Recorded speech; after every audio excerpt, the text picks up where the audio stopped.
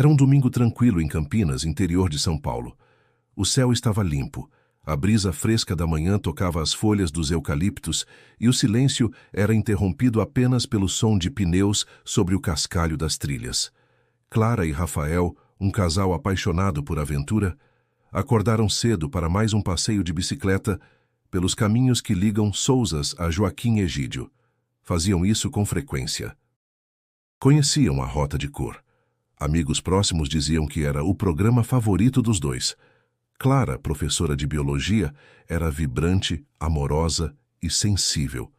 Rafael, engenheiro ambiental, era metódico, gentil e sempre atento aos detalhes. Juntos, pareciam formados um para o outro. Moravam há 3 anos num sobrado aconchegante, rodeado por árvores e com vista para o verde da serra. No dia anterior ao passeio, haviam combinado de almoçar com os pais de Clara depois da pedalada. Mas não apareceram. Os celulares pararam de responder por volta das 10 da manhã. As horas passaram e nenhuma notícia. Inicialmente, a família pensou em atraso. Talvez um pneu furado, um desvio na trilha. Mas ao entardecer, a inquietação virou medo. E na manhã seguinte, o medo se transformou em desespero. O que começou como uma manhã comum, logo se tornaria o centro de uma das histórias mais intrigantes e angustiantes dos últimos tempos. Se você quer entender como uma simples pedalada terminou em um desaparecimento inexplicável, inscreva-se no canal agora e acompanhe essa história que desafiou a polícia e a lógica por mais de 10 anos. Naquela manhã de domingo, tudo parecia em perfeita ordem. Clara preparava o café da manhã enquanto Rafael revisava as bicicletas. O casal mantinha uma rotina bem organizada, especialmente aos fins de semana. O passeio por trilhas era quase um ritual. Acordavam cedo, tomavam um café reforçado e partiam para mais um trajeto entre os bosques e estradas de terra que tanto amavam. Clara estava animada. Tinha começado um novo projeto com seus alunos sobre espécies nativas da região e pretendia aproveitar o passeio para fotografar plantas que encontrassem pelo caminho. Rafael, por sua vez, estava mais silencioso, concentrado em ajustar o câmbio da bicicleta. Quando tudo estava pronto, vestiram os capacetes, colocaram as mochilas e tiraram uma selfie na garagem. Era um hábito deles, registrar cada nova trilha com uma foto antes de sair. Por volta das 7h30 da manhã, Clara enviou uma mensagem à mãe. "Bom dia. Vamos pedalar. Te vejo no almoço." Era o combinado. O casal iria direto da trilha para a casa dos pais dela, onde almoçariam com a família. Rafael também deixou uma mensagem em um grupo de amigos do trabalho, compartilhando a foto da partida com a legenda: "Trilha nova hoje, bora ver se vale a pena." A vizinha do casal, Dona Silvia, os viu saindo, sorriu da varanda e comentou com o marido: "Lá vão eles de novo, parecem 2 adolescentes." Eles responderam com acenos alegres e desapareceram no final da rua.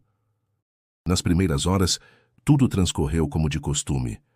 O casal seguiu pela ciclovia até a entrada de uma estrada rural que dava acesso à trilha do Cantagalo, um percurso conhecido, mas que exigia certa experiência. Ainda assim, para Clara e Rafael, era território familiar. Às 9h20, Rafael respondeu a uma mensagem do irmão com um áudio curto. "Estamos no topo do mirante. A vista tá incrível." Foi a última comunicação confirmada de um dos dois. Meia hora depois, Clara enviou uma foto de uma flor roxa desconhecida para uma colega professora, acompanhada da pergunta: "Sabe que espécie é essa?"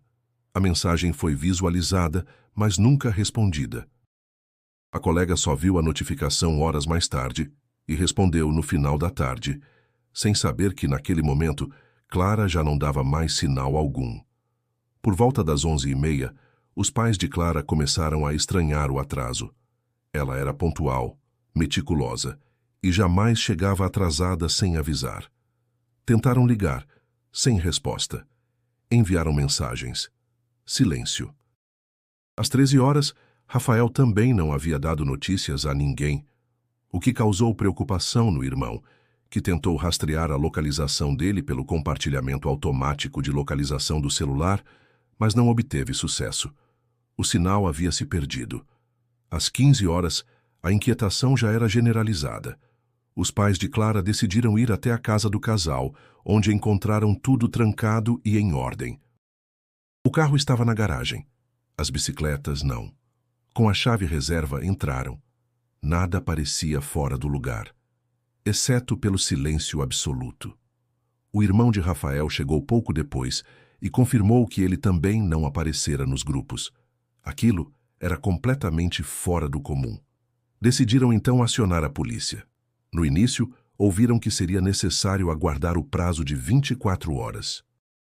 Desaparecimentos de adultos costumavam ser tratados com cautela, mas o desespero das famílias convenceu o plantonista a registrar a ocorrência como desaparecimento suspeito. Ainda naquela noite, começaram a organizar buscas por conta própria, amigos, parentes, conhecidos. Uma corrente se formou rapidamente, vasculhando os caminhos mais prováveis. Lanternas, gritos, esperança. Mas nada foi encontrado. Nenhuma bicicleta jogada, nenhuma peça de roupa, nenhum vestígio. A vizinha lembrou que, logo após a saída do casal, ouviu um carro acelerando forte. Achou estranho, mas não deu importância na hora. No bairro, boatos começaram a surgir. Acidente? Assalto? Se perderam? Fugiram juntos?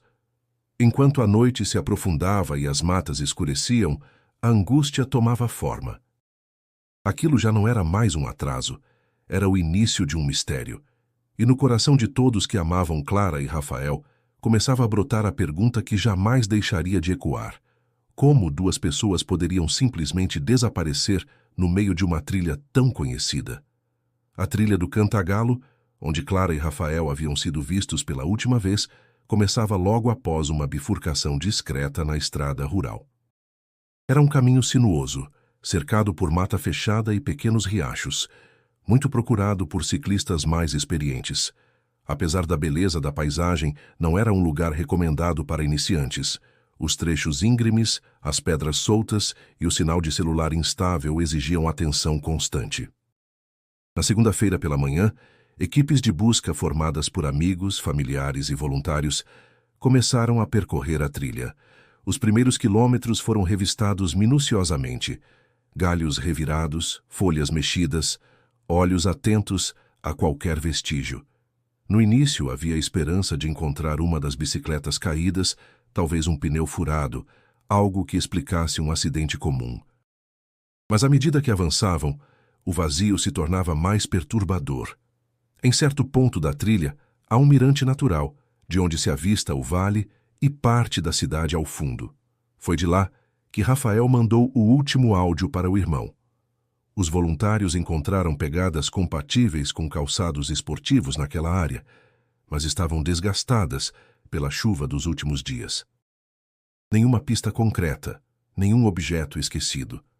A única certeza era de que até aquele ponto eles chegaram. O percurso a partir dali ficava mais desafiador.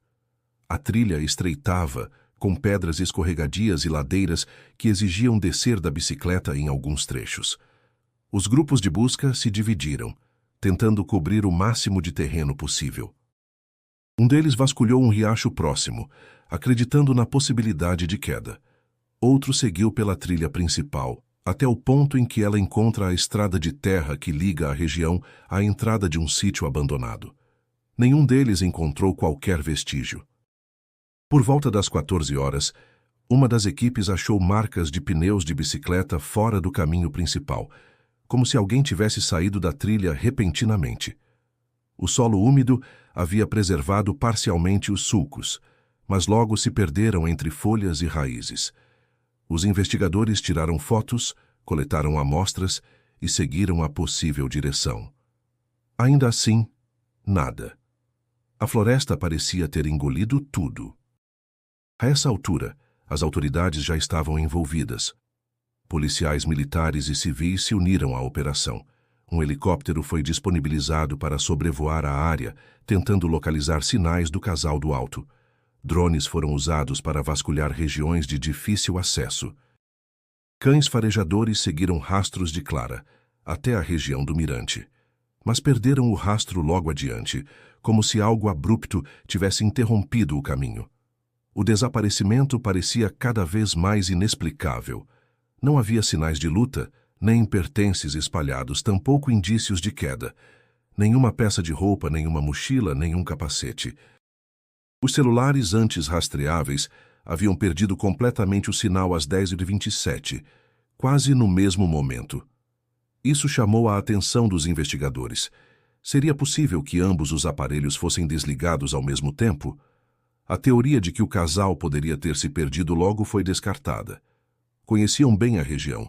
Já haviam feito aquela trilha diversas vezes. Também era improvável que tivessem fugido juntos sem avisar ninguém. Deixaram comida na geladeira, roupas lavadas no varal e compromissos marcados para a tarde daquele domingo. Nada indicava um plano de fuga. Em meio à tensão crescente, alguns moradores locais começaram a relatar sons estranhos e movimentações incomuns na floresta nos dias anteriores. Um sitiante mencionou ter visto um carro escuro estacionado próximo à entrada da trilha no sábado à noite, o que achou estranho, já que ninguém costuma frequentar aquela área à noite. Outro disse ter ouvido gritos abafados na manhã de domingo, mas não conseguiu precisar o local exato. Esses relatos, embora vagos, alimentaram novas hipóteses. Seria possível que o casal tivesse sido abordado por alguém na trilha, um assalto que deu errado, uma emboscada. Mas então, onde estavam os corpos e as bicicletas? As horas viraram dias. As buscas continuaram intensamente por uma semana inteira, sem qualquer avanço significativo. A cada dia sem respostas, o sentimento de impotência crescia. Amigos que percorriam as trilhas começaram a relatar a estranha sensação de estarem sendo observados, como se a mata escondesse algo que se recusava a ser revelado. No final daquela semana, após vasculharem mais de 30 quilômetros de matas, estradas e riachos, as autoridades fizeram uma pausa nas buscas à espera de novas pistas. E por mais que todos se recusassem a acreditar, um pensamento começou a se instalar no imaginário de todos. Talvez Clara e Rafael nunca fossem encontrados. Na manhã da segunda-feira, após o desaparecimento, o caso já circulava por toda a cidade. Campinas, acostumada ao ritmo de metrópole do interior, foi tomada por um clima de apreensão. O casal era conhecido, querido, e acima de tudo sem qualquer histórico que justificasse aquele sumiço. O envolvimento da comunidade foi imediato. Familiares de Clara e Rafael organizaram um ponto de apoio na entrada da trilha, uma tenda improvisada com mapas, água, lanches e listas de voluntários. Grupos se formavam e partiam em turnos, cada um responsável por um trecho específico da mata. Aos poucos, até quem não conhecia o casal se juntava. Era como se toda a cidade quisesse fazer parte da solução. As autoridades montaram uma força-tarefa. A Polícia Civil, em conjunto com o Corpo de Bombeiros, começou a tratar o caso como desaparecimento suspeito com possibilidade de crime. A hipótese de acidente ainda estava sobre a mesa, mas a ausência total de rastros dificultava essa linha de pensamento. 2 drones foram usados para sobrevoar áreas densas, enquanto cães farejadores eram levados para seguir vestígios.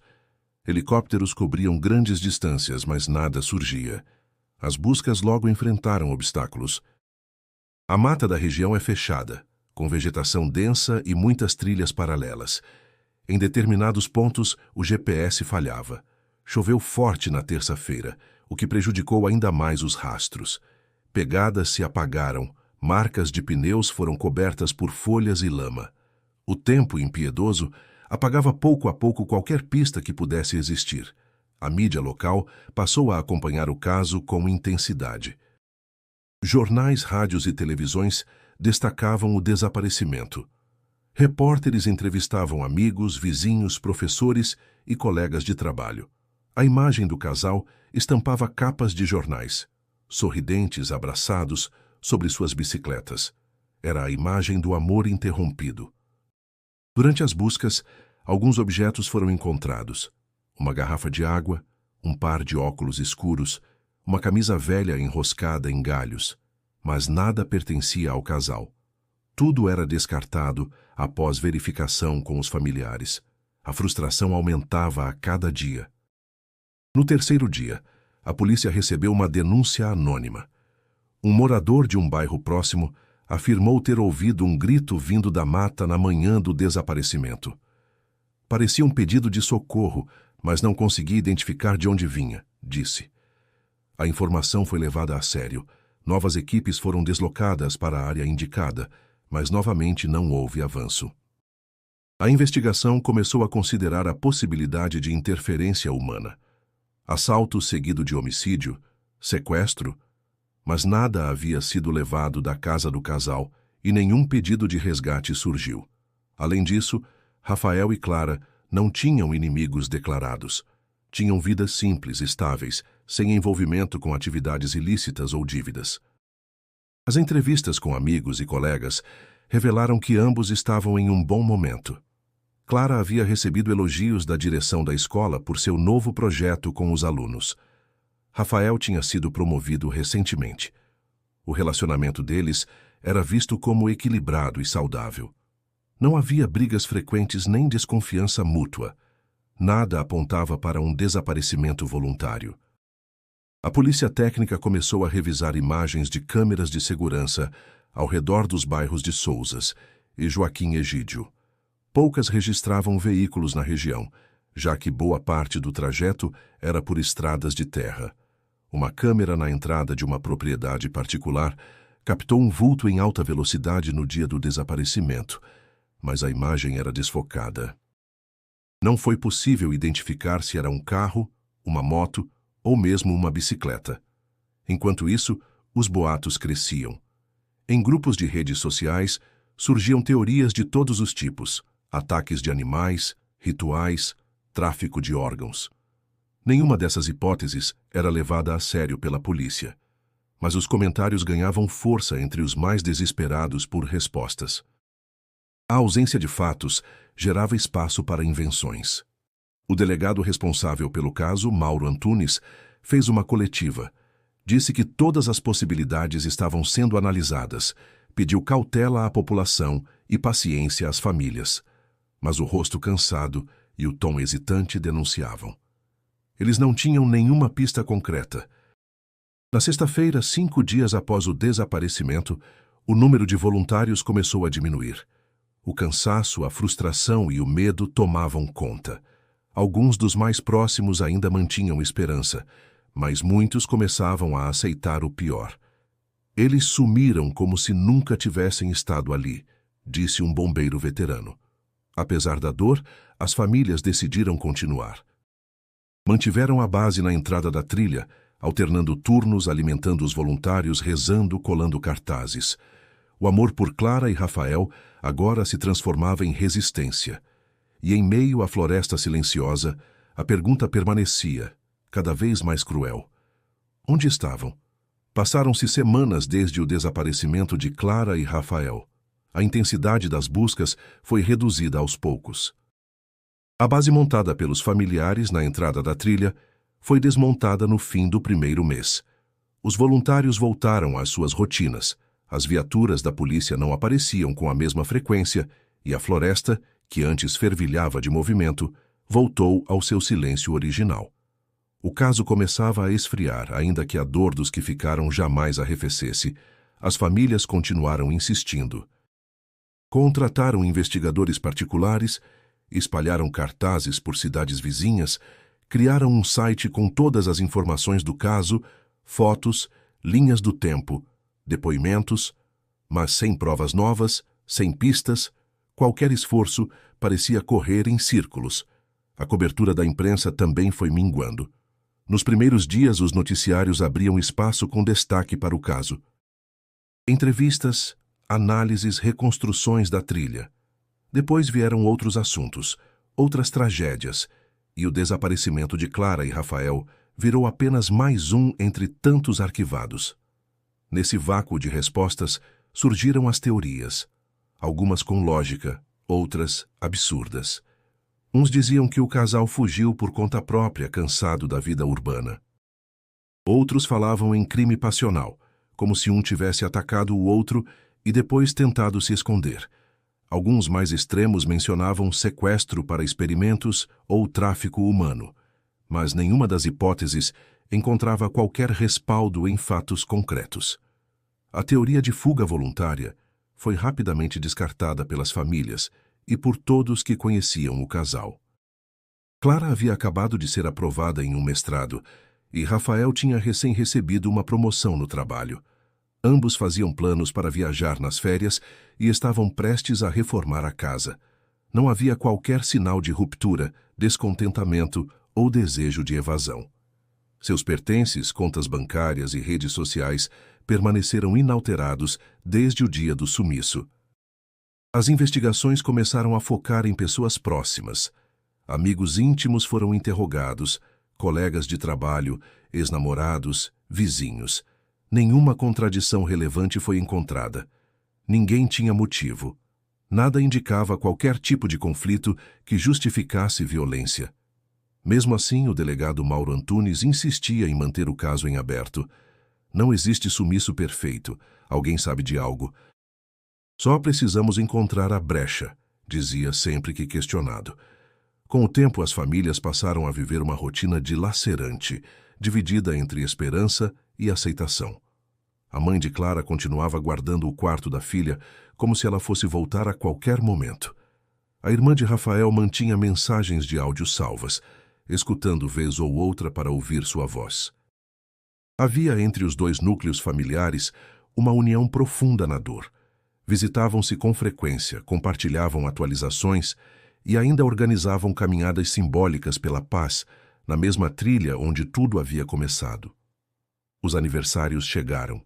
Primeiramente, o de Clara. Depois, o de Rafael. Amigos publicavam mensagens nas redes sociais, sempre com o mesmo tom. Onde vocês estão? Voltem para casa. Não vamos desistir. Mas as postagens recebiam cada vez menos curtidas, menos comentários, como se o tempo cruel também apagasse as vozes.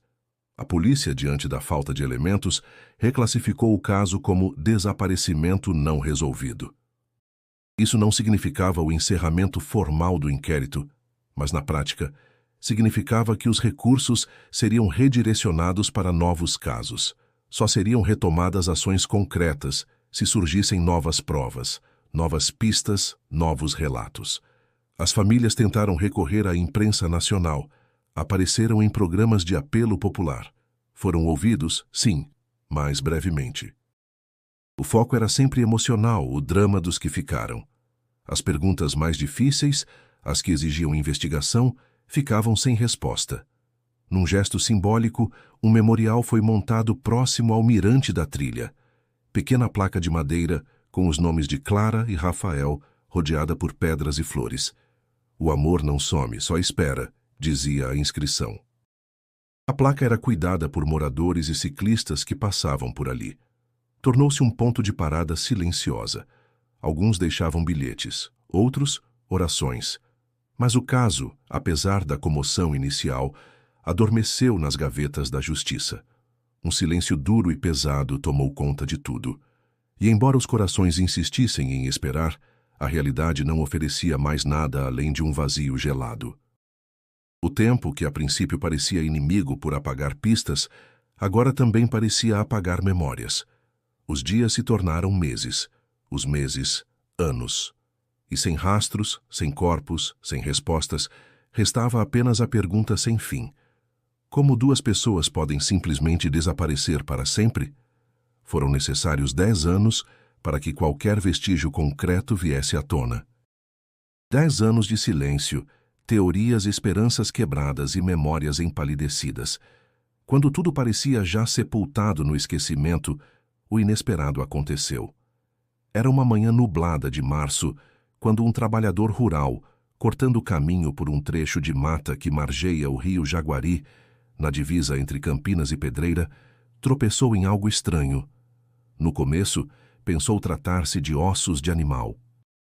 Mas, ao se aproximar, viu algo que fez seu estômago revirar. Um crânio humano, parcialmente coberto por folhas e raízes. Ao lado, um colar com pingente de folha dourada, simples, mas inconfundível. A polícia foi acionada imediatamente. O local foi isolado. Equipes de peritos passaram 2 dias escavando a área, encontrando fragmentos do que mais tarde seria identificado como um esqueleto completo. Junto aos ossos estavam também pedaços de tecido e uma bota esportiva, ainda com a palmilha preservada. Mas o que chamou mais atenção foi o colar. A mãe de Clara o reconheceu sem hesitar. Era uma joia artesanal, presente dado por Rafael no aniversário de 4 anos de namoro. A confirmação veio por exame de arcada dentária. Era Clara. O anúncio caiu como um terremoto. A notícia correu rápido, atravessando a cidade, ressuscitando lembranças adormecidas. A imprensa voltou a cobrir o caso com intensidade. As famílias, embora abaladas, finalmente tinham uma resposta. Não era a desejada, mas era algo. Um fim para metade da espera. No entanto, o local onde o corpo foi encontrado causou espanto. Não apenas ficava fora da trilha original, como também fora das áreas já vasculhadas pelas equipes de busca, inclusive com o uso de drones. Era uma região menos explorada, mas não inacessível. A dúvida se instalou. Como, durante todos aqueles anos, ninguém encontrou nada? Ou pior, será que o corpo foi levado para lá depois? Os peritos confirmaram. Os ossos indicavam longa exposição, com desgaste compatível a quase uma década ao ar livre. Mas também havia sinais preocupantes. O fêmur esquerdo apresentava uma fratura antiga, provavelmente causada por impacto forte. Na clavícula, uma fissura compatível com queda ou golpe. Ainda assim, a decomposição impedia uma conclusão definitiva sobre a causa da morte. A única certeza era a identidade. E isso bastou para reacender a investigação.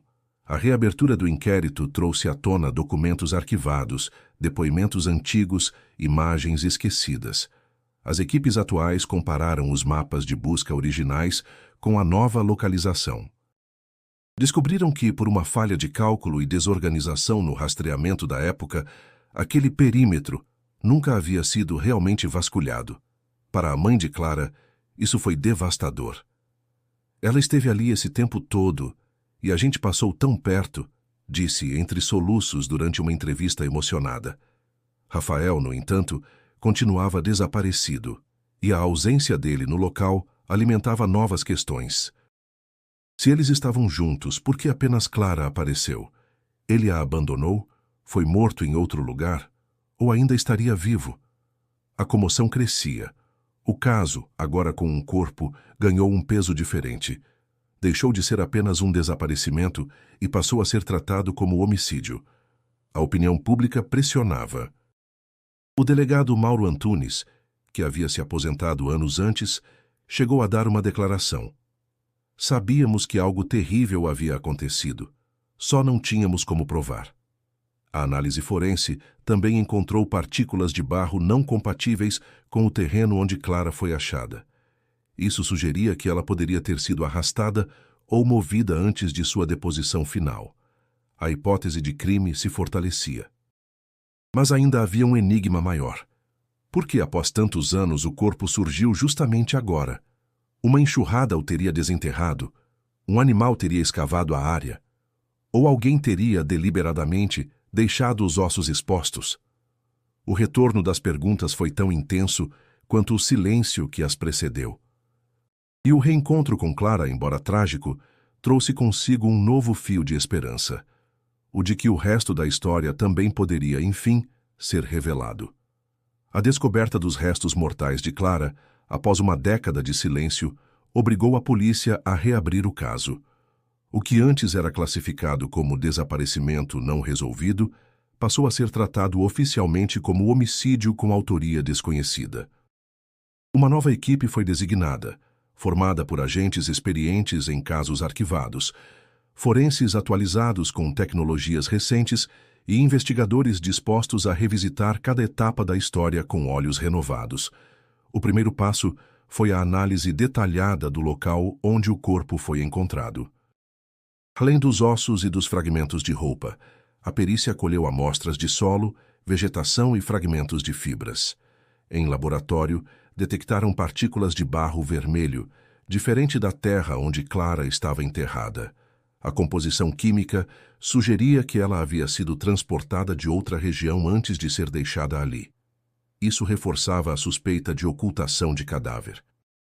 A equipe técnica utilizou softwares de reconstrução 3D para mapear o trajeto original feito pelo casal no dia do desaparecimento. Cruzaram dados de geolocalização dos celulares, os últimos registros fotográficos, os horários das mensagens e até relatos antigos de testemunhas. Um novo mapa foi traçado, agora levando em conta pontos negligenciados anteriormente. A diferença foi gritante. Haviam falhado em cobrir áreas fundamentais. Com o corpo encontrado e as provas renovadas, começaram também os novos interrogatórios. Pessoas que, anos antes, haviam dado depoimentos breves, agora voltavam à delegacia para prestar novas informações. Amigos antigos, colegas de trabalho, conhecidos eventuais. O que antes parecia irrelevante, agora ganhava nova dimensão. Uma ex-colega de Clara revelou que, pouco antes do desaparecimento, ela havia comentado sobre um desentendimento entre Rafael e um amigo próximo. Segundo ela, Clara parecia preocupada, mas não entrou em detalhes. Esse amigo, chamado Daniel Sanches, era um conhecido do casal desde a época da faculdade. Estivera com eles em diversos passeios de bicicleta e fora ouvido no inquérito original. Na época, disse que não via o casal havia semanas. Agora, seria ouvido novamente. Os investigadores descobriram que Daniel havia mudado de cidade 2 anos após o desaparecimento. Instalaram escutas ambientais autorizadas, coletaram mensagens antigas, acessaram arquivos arquivados em nuvem. Havia ali contradições. Em um grupo de mensagens com ciclistas, ele comentara que Rafael pretendia mudar de rota na trilha do dia fatídico. Esse detalhe nunca fora mencionado antes à polícia. Enquanto isso, a análise forense dos ossos de Clara indicava ferimentos compatíveis com trauma contuso. O laudo sugeria que ela poderia ter sido atingida por um objeto pesado, como um galho ou até mesmo uma pedra. O impacto na clavícula e no fêmur era compatível com queda ou agressão, mas o mais inquietante era o fato de não haver fraturas defensivas nos antebraços, o que indicava que Clara foi pega de surpresa, sem chance de reação. Diante dessas evidências, os investigadores ampliaram o escopo. Vasculharam registros bancários de Rafael, mensagens trocadas antes do desaparecimento, suas movimentações financeiras, acessos a redes sociais. Nada fora do comum surgiu, mas um detalhe chamou a atenção. A última transação no cartão de Rafael foi em uma padaria na manhã do desaparecimento, às 6h32, um café e um suco. A câmera de segurança captou a imagem dos dois juntos, sorrindo. Um casal normal, sem pressa, sem tensão. A reconstituição do trajeto confirmou que eles chegaram ao mirante pouco depois das 9h. A partir dali, tudo se apagava. Era como se o mundo tivesse engolido ambos ao mesmo tempo. A polícia também voltou a ouvir moradores da região onde Clara foi encontrada. Um deles, sitiante antigo e discreto, comentou ter visto um carro entrando na trilha lateral do rio anos atrás, pouco depois do desaparecimento. Na época, achou suspeito, mas não deu importância. Agora, com a revelação do corpo ali perto, o detalhe ganhou força. O carro era escuro, modelo antigo. Ele não soube precisar a placa, mas disse lembrar do barulho do motor. Parecia estar com problema no escapamento.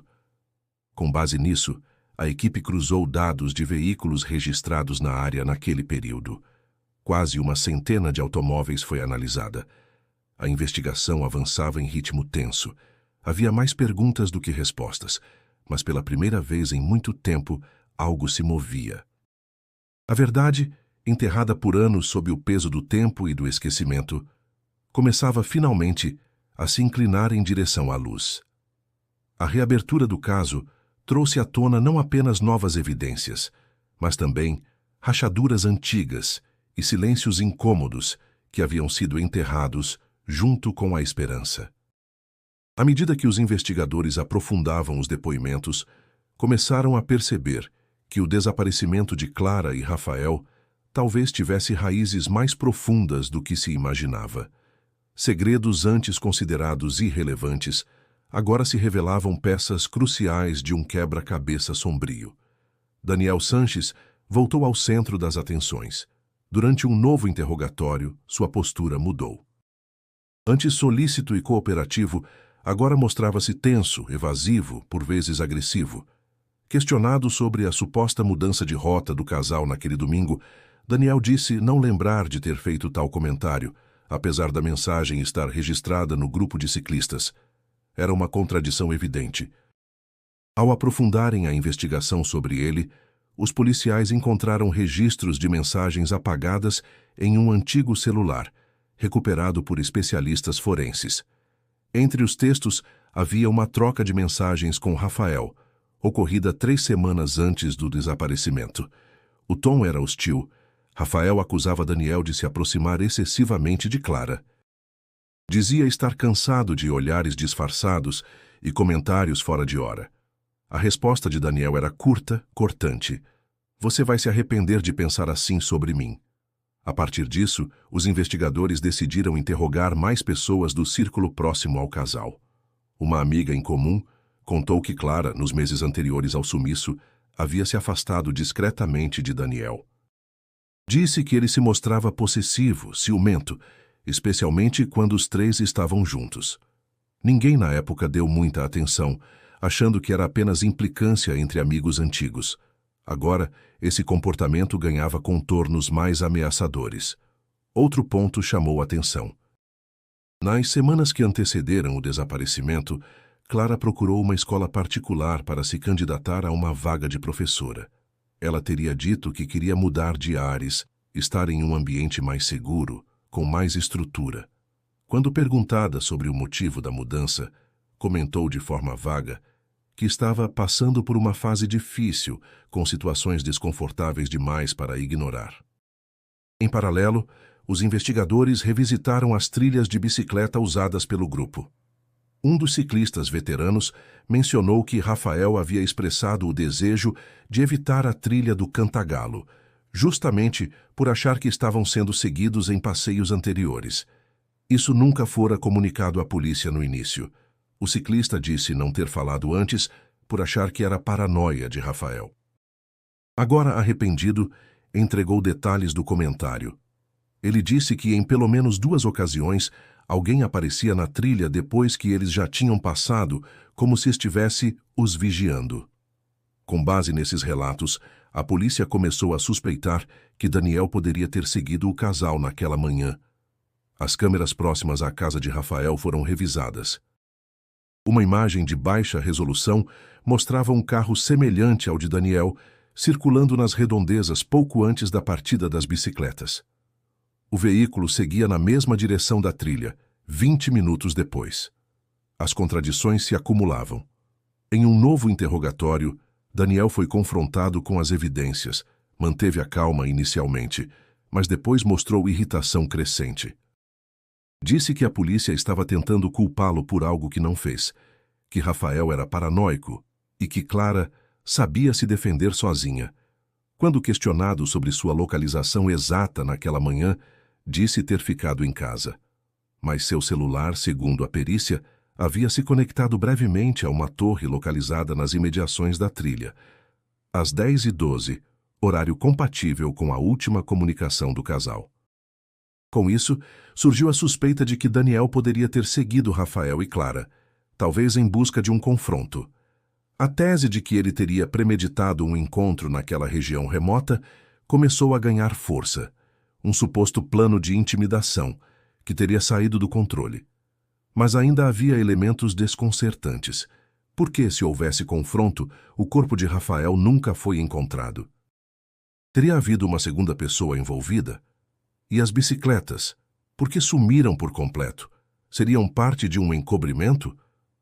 Enquanto a investigação ganhava corpo, a tensão aumentava. As famílias foram orientadas a não se manifestar publicamente. A imprensa especulava. Os amigos se dividiam entre a incredulidade e a revolta. Pela primeira vez, havia um possível culpado. Mas a linha entre suspeita e certeza ainda era tênue. As peças começavam a se encaixar, mas um mistério ainda pairava no ar. Se Daniel realmente o seguiu naquele dia, o que exatamente aconteceu na trilha?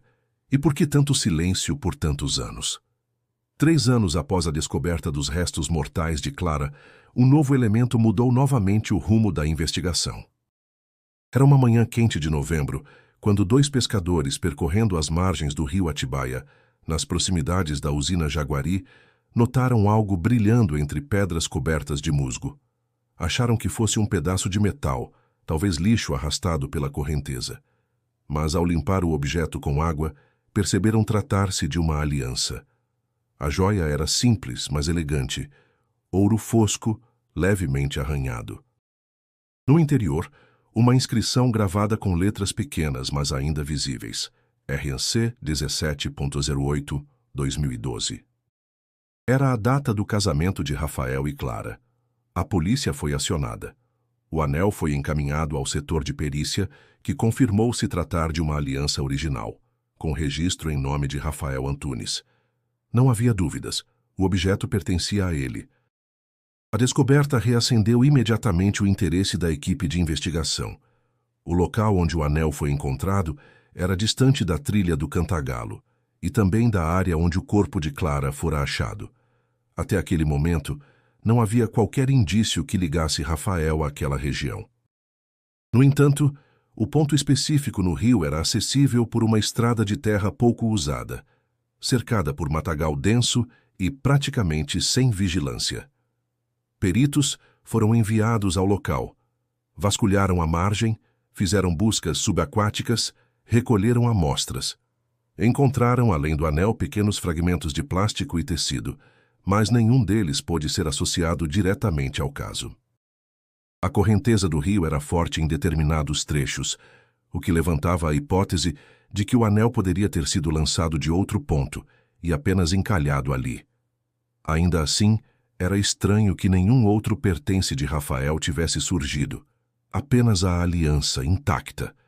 A pergunta inevitável pairava: como aquele anel foi parar ali? Teria sido jogado por alguém? Ou perdido em circunstâncias mais graves? A linha de investigação voltou-se para o mapa da região. Um novo traçado foi feito, conectando a trilha original, o local onde Clara foi encontrada, e o ponto do rio.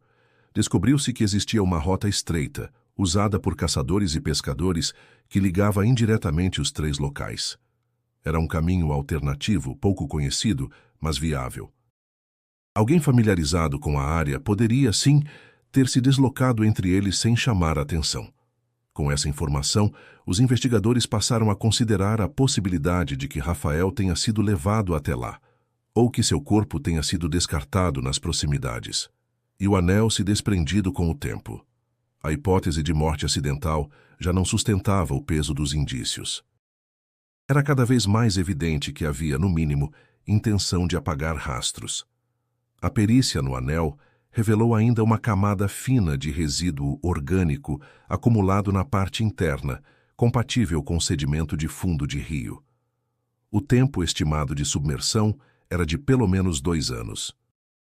Isso indicava que, mesmo que Rafael tivesse morrido antes, a aliança pode ter sido lançada ao rio em momento posterior, talvez como tentativa deliberada de confundir a investigação ou até como gesto simbólico de encerramento por parte de quem estivesse envolvido.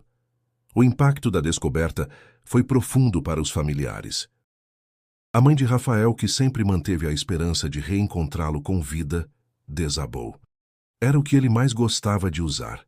Ele nunca tirava essa aliança do dedo nem para dormir, afirmou com a voz embargada. Para ela, aquilo foi o sinal de que o filho jamais voltaria. As autoridades voltaram a interrogar Daniel Sanches, tentando estabelecer se ele conhecia aquela região do rio. Ele negou qualquer familiaridade. Disse que pescava em outro trecho a muitos quilômetros dali, mas dados de localização colhidos de aplicativos antigos mostravam que, em pelo menos uma ocasião, anos antes, ele esteve a menos de 2 quilômetros do local onde a aliança foi achada. O dado não era definitivo, mas suficiente para levantar mais suspeitas. A hipótese que agora ganhava força era de que Rafael também havia sido morto, e seu corpo ocultado de maneira mais eficaz que o de Clara. O anel, nesse cenário, poderia ter escapado do controle do responsável, ou, alternativamente, ser parte de uma encenação. O caso, antes envolto apenas em suposições, agora contava com 2 pontos concretos de evidência: os ossos de Clara e a aliança de Rafael. Ambos encontrados em locais distintos anos depois, conectados por trilhas secundárias e silêncios persistentes. Faltava apenas a peça mais cruel: o corpo de Rafael. Mas uma coisa já era clara para os investigadores: o desaparecimento não fora obra do acaso. E alguém, em algum lugar, ainda sabia exatamente o que aconteceu. A reviravolta estava se desenhando. Após mais de uma década de especulações, incertezas e lacunas, os elementos finalmente começavam a se alinhar. A descoberta da aliança de Rafael no rio Atibaia reforçava a suspeita de que ele também havia sido vítima de um crime. E com novas evidências à mesa, a equipe de investigação decidiu refazer cada passo com o máximo de precisão, usando os recursos que não existiam na época original do desaparecimento. A polícia científica, com auxílio de peritos criminais e cartógrafos forenses, reconstruiu digitalmente a rota percorrida por Clara e Rafael no dia da tragédia. Utilizaram modelagem topográfica, imagens de satélite atualizadas e softwares de simulação de trilhas. Cruzaram dados climáticos, relatos de testemunhas e padrões de vegetação para entender os percursos viáveis. O resultado revelou uma trilha secundária que, embora menos conhecida, servia como rota de fuga para quem desejasse sair rapidamente da região sem ser visto. Esse caminho levava, curiosamente, à mesma direção do local onde a aliança foi encontrada anos depois. A descoberta trouxe novo impulso. Um grupo tático foi mobilizado para vasculhar a área com tecnologia de ponta, georradares, cães farejadores treinados para localizar restos humanos e drones com sensores térmicos e de varredura magnética. Nos primeiros dias, nada relevante apareceu. Mas, em um final de tarde abafado, o silêncio foi quebrado por um dos cães, que parou em um ponto específico da mata, cavando de forma insistente. Debaixo de camadas espessas de folhas, raízes e pedras, os agentes encontraram fragmentos metálicos e tecidos em avançado estado de decomposição. Um botão de camisa, restos de zíper e um pedaço de borracha, aparentemente parte de um tênis. Tudo foi recolhido e levado para análise. Ainda não havia ossos, mas o material era compatível com o tipo de vestimenta usada por Rafael no dia em que desapareceu, segundo fotos da última manhã. Essa descoberta reacendeu a atenção da equipe. Era o indício mais concreto até então de que Rafael também terminara seus dias naquela região. A busca foi ampliada em um raio de 50 metros. O solo foi escavado com cuidado. Fragmentos ósseos começaram a surgir, ainda sem identificação, mas confirmavam: Rafael estava ali, oculto por anos sob a terra e o descaso. Com a confirmação, os investigadores decidiram interrogar Daniel Sanches mais uma vez. Desta vez, porém, não como testemunha, mas como principal suspeito. O interrogatório foi conduzido por uma nova delegada, Patrícia Monteiro, conhecida pela firmeza e inteligência tática. Ao ser confrontado com a aliança, Daniel demonstrou surpresa contida. Mas quando soube da localização dos fragmentos, o tom mudou. Disse que era uma coincidência triste que jamais esteve naquela área, negou qualquer envolvimento e acusou a polícia de perseguição. A delegada apresentou as contradições: a torre de celular próxima ao local onde o anel foi achado, os rastros de localização antigos, as mensagens apagadas com Rafael e, principalmente, o relato da colega de Clara sobre a tensão entre os dois. Daniel manteve a versão de inocência, mas seu comportamento estava cada vez mais instável. Enquanto isso, peritos reanalisavam as bicicletas. Isso porque nos arquivos antigos havia fotos de um modelo idêntico ao de Rafael sendo vendido por um usuário anônimo em um site de usados, semanas após o desaparecimento. A publicação não continha detalhes pessoais, mas os investigadores conseguiram rastrear o endereço de IP e vincular a conta a um cybercafé da zona rural de Indaiatuba. Descobriu-se que, naquele mesmo dia, Daniel havia usado o local para enviar e-mails, conforme comprovado por registros eletrônicos da Lan House. Esse cruzamento não era prova definitiva, mas sugeria uma ligação com a tentativa de se desfazer das provas. As peças se encaixavam. Agora faltava reconstruir o que, de fato, ocorreu naquele domingo de sol, entre a última foto do casal e o silêncio absoluto que os engoliu. A teoria mais aceita passou a ser a de que Daniel seguiu o casal em silêncio, talvez movido por ciúmes, talvez por frustração acumulada. A hipótese do plano de intimidação que saiu do controle ganhou corpo. A perícia indicava que Clara foi atingida de surpresa, e Rafael, ao tentar defendê-la ou fugir, teria sido morto ou ferido gravemente. O tempo e o terreno difícil teriam ajudado a esconder os corpos e os vestígios. O descarte da aliança, por fim, parecia um gesto simbólico ou um erro calculado. A delegada Patrícia Monteiro solicitou a prisão temporária de Daniel por 30 dias, para aprofundar as diligências. A justiça acatou. Quando soube da decisão, Daniel tentou resistir, mas acabou detido sem maiores incidentes. Na sede da delegacia, diante de provas circunstanciais e da pressão crescente, Daniel começou a mostrar sinais de desgaste. E em uma conversa informal com um agente de custódia, fez uma confissão parcial. Disse que não queria machucar ninguém, que só queria conversar, que não era culpa dele se tudo saiu errado. Aquela frase foi suficiente para a delegada pedir novo interrogatório formal. O cerco estava se fechando. E agora, finalmente, havia uma chance real de ouvir da boca de alguém envolvido o que realmente aconteceu na trilha do Cantagalo. No 8º dia de prisão temporária, Daniel Sanches foi levado novamente à sala de interrogatório. A delegada Patrícia Monteiro estava acompanhada de 2 promotores. As provas acumuladas não eram ainda suficientes para uma acusação formal de duplo homicídio, mas os indícios, a sequência de contradições e o comportamento instável de Daniel tornavam cada detalhe decisivo. Dessa vez, Daniel parecia cansado, os olhos fundos, a respiração curta. Começou dizendo que não tinha nada a esconder. Repetiu que apenas seguiu a vida, que o desaparecimento dos amigos o havia abalado profundamente. Mas à medida que a delegada rebatia suas frases com fatos concretos, sua postura mudava. A voz tremia, a mão direita fechava e abria com nervosismo. Até que, após 20 minutos de confronto direto, ele quebrou o silêncio. Eu fui atrás deles, sim, mas não para fazer mal.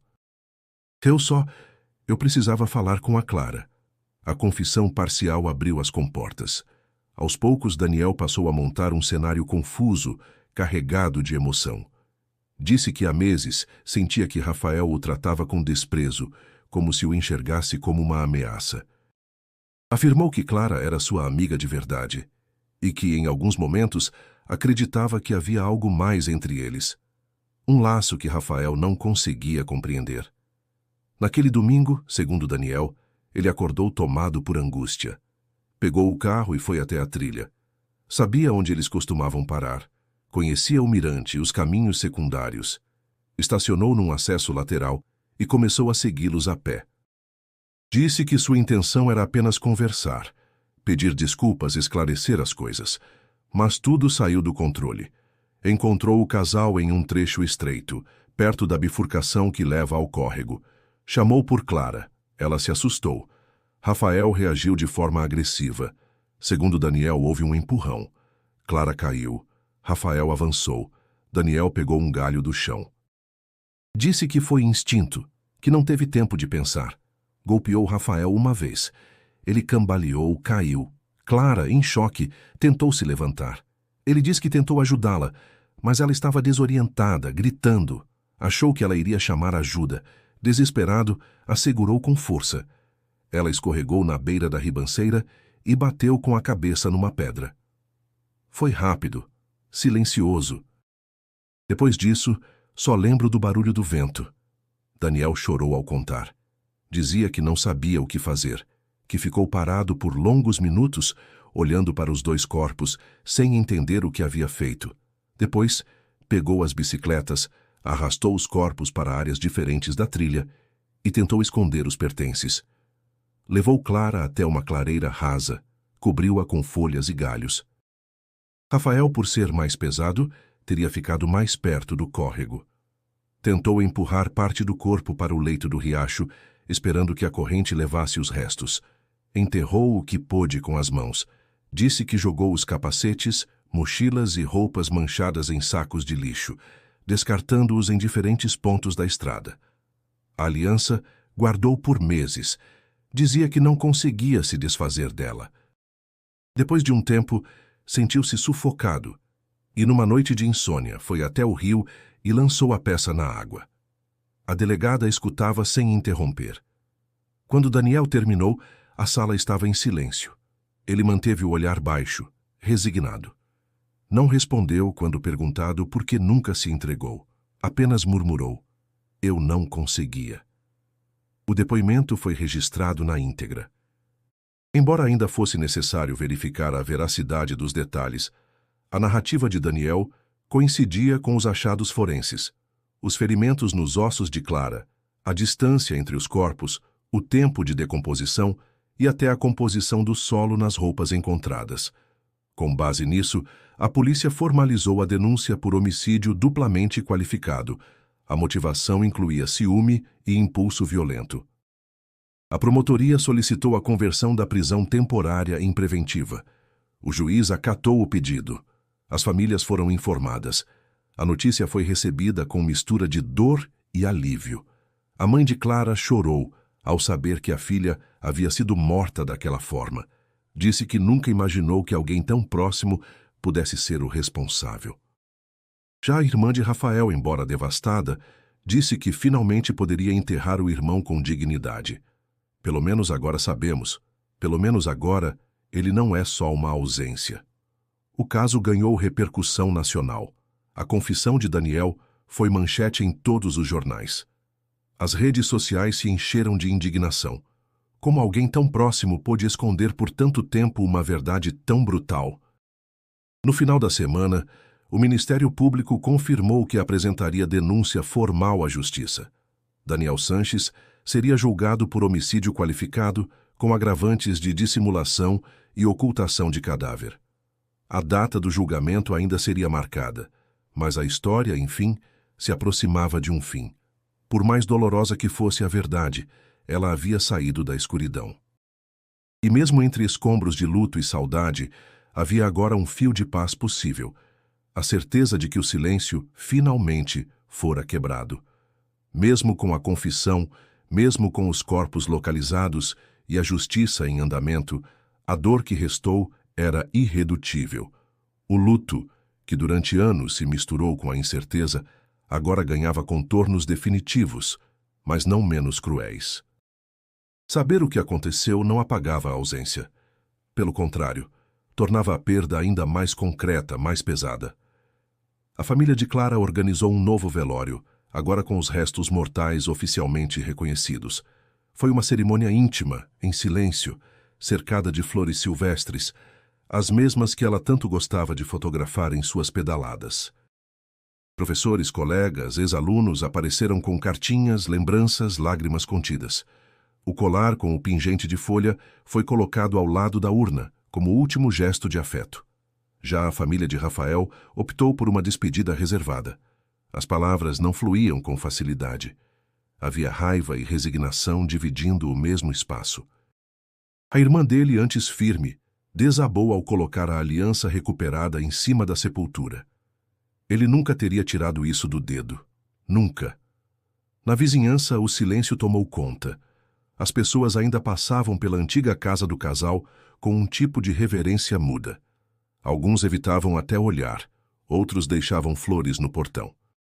Era como se aquele sobrado, um dia cheio de vida e risadas, tivesse se tornado um altar improvisado, a memória do que poderia ter sido. Entre os amigos, o sentimento era de incredulidade contínua. Muitos disseram que jamais suspeitariam de Daniel. Outros confessaram que depois da prisão, tudo passou a fazer sentido. O ciclo se fechava com cicatrizes profundas. Ninguém saía ileso. Mas entre todas as dores, havia uma que ainda persistia. A de saber que, por tantos anos, a verdade esteve escondida por alguém tão próximo. Um amigo, um rosto conhecido, e que, enquanto todos buscavam respostas, ele seguia em silêncio, convivendo com o peso de um crime que destruiu 2 vidas e marcou outras tantas para sempre. Apesar da confissão de Daniel e do encerramento formal da investigação, muitas perguntas continuam sem resposta clara. O caso de Clara e Rafael, embora aparentemente solucionado, ainda guarda lacunas que inquietam familiares, investigadores e parte da comunidade. Um dos principais pontos de incerteza envolve o período entre o crime e o desaparecimento definitivo das provas. Daniel não conseguiu explicar com precisão como transportou os corpos, nem como soube escolher os locais exatos onde seriam ocultados, especialmente considerando que um deles ficou praticamente inacessível por anos. Havia ali uma suspeita não verbalizada. Será que ele agiu sozinho? A delegada Patrícia Monteiro chegou a levantar essa possibilidade durante a fase final do inquérito. A logística da ocultação, o transporte das bicicletas, a distribuição de pertences por áreas diferentes, tudo indicava planejamento, ou, no mínimo, auxílio. Daniel negou veementemente qualquer envolvimento de terceiros, mas sua instabilidade emocional e os lapsos na narrativa mantinham viva a dúvida. Outro ponto nebuloso diz respeito à motivação exata. Embora o ciúme e a frustração sejam elementos consistentes, não explicam o grau de violência envolvido, nem a frieza posterior. Amigos de longa data relataram que Daniel nunca demonstrou comportamento agressivo. Havia nele, segundo alguns, uma tristeza constante, mas não uma sombra de ameaça. Isso levanta uma questão delicada. Até onde conhecemos verdadeiramente quem está ao nosso lado? Também ficou sem explicação o aparecimento repentino do anel de Rafael no rio, anos após o crime. Daniel afirmou tê-lo jogado por impulso, em um momento de culpa, mas não soube dizer com exatidão onde ou quando. A ausência de testemunhas, câmeras ou provas ligadas a essa ação manteve o mistério vivo. No fim, a verdade revelou muito, mas não tudo. E talvez, como em tantos casos marcados pelo tempo, certos detalhes se percam para sempre entre a memória falha dos vivos e o silêncio impenetrável dos que já se foram. O desaparecimento de Clara e Rafael e a forma trágica como tudo veio à tona deixaram marcas profundas, não apenas nas famílias, mas também na forma como casos semelhantes passaram a ser tratados no Brasil. A comoção pública, somada à pressão por respostas, provocou mudanças significativas nas políticas locais de busca e investigação. A partir daquele caso, foi criada em Campinas uma força-tarefa permanente para desaparecimentos. Equipes integradas por policiais civis, bombeiros, psicólogos e especialistas em geolocalização passaram a atuar nas primeiras 48 horas, consideradas cruciais. O protocolo de espera de 24 horas foi flexibilizado em situações com indícios concretos de risco. Além disso, universidades e centros de pesquisa começaram a estudar o caso como exemplo de falhas investigativas e lacunas forenses. Teses, artigos e seminários foram produzidos para analisar o impacto da ausência de tecnologia na década anterior e como isso afetou o desfecho. Em muitos círculos acadêmicos, o caso passou a ser citado como exemplo da importância de integração entre inteligência digital e ação policial em campo. Na esfera social, grupos de apoio a familiares de desaparecidos ganharam visibilidade. A mãe de Clara passou a atuar em um desses movimentos viajando pelo país, compartilhando sua história e pressionando por leis mais rígidas e eficientes. O que aconteceu com minha filha não pode se repetir com outras famílias, dizia em tom sereno, mas firme. O caso virou documentário, ganhou livros, debates e continua sendo lembrado como um símbolo do que pode acontecer quando o silêncio dura demais. E, mais do que tudo, tornou-se um alerta. Por trás de cada desaparecimento, há uma história esperando para ser ouvida, antes que seja tarde demais. A história de Clara e Rafael é uma lembrança dolorosa de como o silêncio e o tempo podem esconder verdades que pedem para ser reveladas. O que começou como uma simples pedalada em Campinas se transformou em uma trama de mistério, medo e traição, que abalou uma comunidade inteira e deixou marcas que jamais serão apagadas. O desaparecimento, os anos de busca sem respostas, o achado do corpo dela e anos depois da aliança dele no Rio, nos mostram que nem sempre o que parece uma simples aventura acaba como esperado. E que muitas vezes o perigo está mais próximo do que imaginamos, dentro de círculos que julgamos seguros. Essa é uma história de amor interrompido, mas também de justiça buscada. A confissão, ainda que tardia, trouxe um pouco de alívio para as famílias, mas também nos lembra que a verdade pode ser dura, cruel e, acima de tudo, necessária. Se essa história mexeu com você, inscreva-se agora no canal e ative o sininho para acompanhar mais relatos como este, onde desvendamos mistérios que o tempo tentou esconder. E não pare por aqui. Clique agora no vídeo que está aparecendo na sua tela e mergulhe em outro caso intrigante, que desafia a justiça e provoca reflexões profundas. Porque, no fim, entender o que aconteceu é a forma mais justa de homenagear quem partiu sem resposta.